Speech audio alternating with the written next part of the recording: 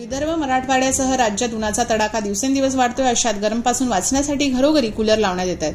विदर्भात उन्हाचा पारा 44 अंशावर पोहोचला असून उन्हामुळे नागरिकांच्या जीवाची लाहीलाही होते.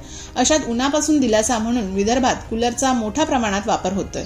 मात्र अकोल्यात कूलरचा वापर एका 7 वर्षीय चिमुकलीच्या जीवावर बेतला. कूलरचा शॉक लागून एका 7 वर्षीय चिमुकलीचा मृत्यू झाला. कूलरमधील एक तार तुटून त्यात विद्युत प्रवाह वाहू लागला. खेळता खेळता चिमुकलीचा हात कूलरला लागला आणि तिला जोरदार धक्का बसला. दरम्यान तिला रुग्णालयात दाखल केलं असता त्याआधीच तिचा मृत्यू झाला होता. मृत मुलीचं नाव युक्ती गोगे असून ती भाजप नगरसेवक अमोल गोगे यांची मुलगी आहे. ही घटना अकोला शहरातील शिवसेना वसाहतीत असून परिसरात शोककळा पसरली आहे. रविवारी रात्री 9च्या सुमारास कूलर जवळ खेळत असताना ही घटना घडली आहे. कूलरमधील एक तार तुटली आणि हा तार कूलरच्या जवळील जाळीला लागल्यामुळे कूलरच्या जाळीत विद्युत प्रवाह वाहू लागला.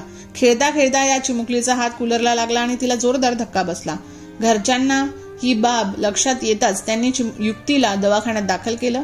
मात्र त्याआधीच तिचा मृत्यू झाला होता.